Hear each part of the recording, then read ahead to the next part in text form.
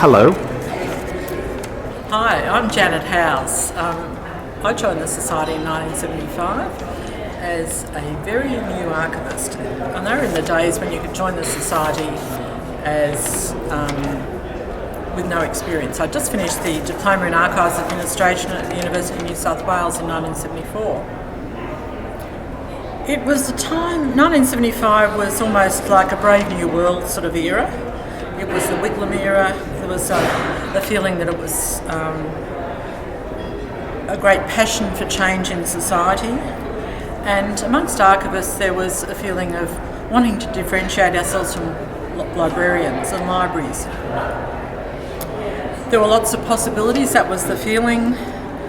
We also thought that there was research was very important in our cultural life in Australia. So when you meant about differentiating yourself from librarians, what was it about librarians that didn't sort of match up with how you saw what an archivist should be? Well, I think there was a feeling that we were doing something more special than them. They were dealing in books that were in multiple copies, they were dealing in journals, and they were dealing with information fairly accessibly and readily to people. Whereas in archives there was a feeling that there was a depth of research, there was a depth of knowledge and information that was required that wasn't required in libraries. It's probably an unfair assumption, but that's kind of my memory of the feeling at the time. So I think it was just a reflection of society at the time. There were lots of changes in society, new social structures, new ways of thinking, doing things. So it was a big upheaval politically with Whitlam. And it was it was a very exciting time. And it was almost like a missionary feeling that we were out to conquer the world with archives, that we had something special to say. Okay, it's a very optimistic period. Yeah, I think so. Okay. So was this embodied in the dreams that you had for the organisation? What did you think this organisation was going to achieve? World domination, obviously. No, not quite world domination. I think it was going to provide a forum for these new professionals to get together, to collaborate, to share ideas, to commiserate how dreadful archives were sometimes in our own situations, to lobby for change, to engage with people elsewhere in the world. In those days, I think there were 9 archives courses, and Australia had one of them in the world. Wow. So there really wasn't much opportunity in Australia for people to engage with one another. We were very separate. And it's also in the days before the internet, before people travelled widely. Sounds like dinosaur times, but So how do you think it's fared over the years? I'm looking for highs and lows here, and you can be as low as you like and you can be as high as you like. I think the Society, like all organisations, has gone through its ups and downs, and it's been fairly dependent on the passion and energy of its members. And so at times when there's great passion and great energy and people wanting to pitch in and do things, it's fared really well.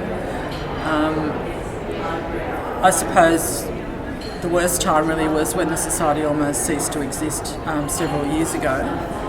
And that was very distressing to a lot of people. I know a lot of people were quite distraught about that. How could anyone let it get to this situation? But I'm thinking the highs were probably some of the conferences and the meeting of minds, the friendships that were formed, the networks that were formed. Does any event stand in your mind as the most? It doesn't have to be an official thing, just something that just really knocked your socks off. I think some of the things that I suppose that were engendered within the society at conferences were things like talking about the stolen generations before the bringing them home. Yeah.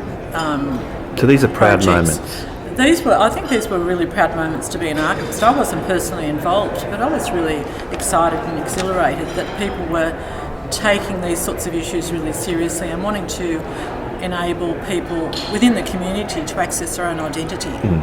And it kind of goes back to the French Revolution of the National Archives in France being set up so the rights and privileges of citizens could be upheld and that they could have access to their own identities. And so that's that's resonated throughout my entire career of kind of get down to the nuts and bolts of that. If we can't do that, we might as well not be doing it. So I think that was a very exciting time, but I can't take any claim for being involved in it at all because I wasn't working in the area. Okay. I think it's provided a voice for archivists and our identity. Yeah. All right. Now, what are your hopes and aspirations for this society in the future? What would you love for it to achieve? I would like the society to encourage more young people to work in the area and to provide them with employment opportunities. I think one of the things I've noticed, particularly in the last 20 years working in the private sector, is there are too many jobs that are 2 or 3 days a week that are not very well paid. So it's very hard to encourage young people, particularly in cities like Sydney and Melbourne, where the cost of living is very high, to become engaged in archives. And because all of the courses are online, the students seem to be invisible. So I think that's one of the biggest issues of how do you engage and get those students to become known within the archives community. And I think that's the biggest challenge because a lot of us, well, we're all getting older.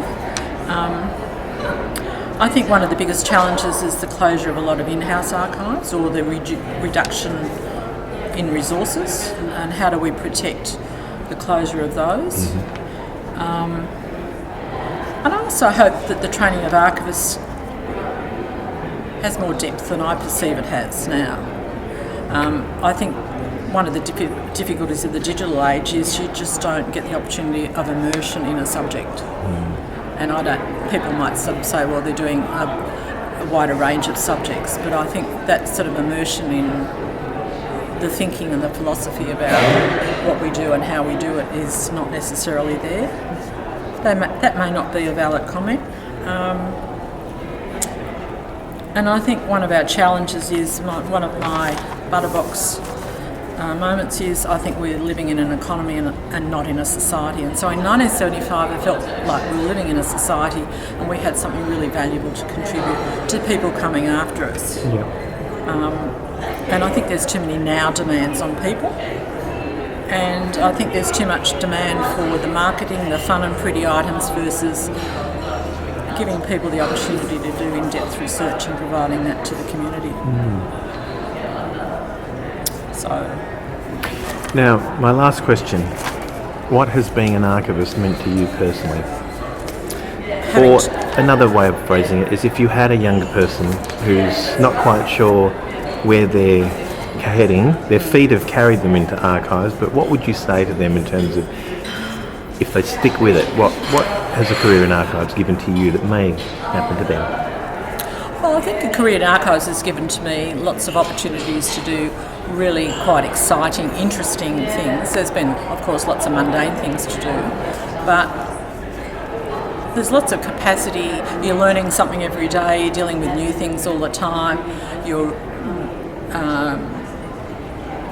dealing with challenges all the time. You might be dealing with, particularly in a small archive situation, you might be dealing with, what do we do with this item that's come back and it needs repair? We have to contact a conservator. There's a problem with the toilets.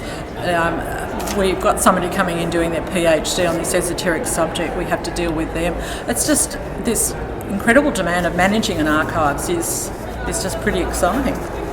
And I suppose I hope to leave the world in a better place than what I found it. So that's my hope, that the benefits of the work I've done and the work everyone else has done is of really fantastic use to people coming after us.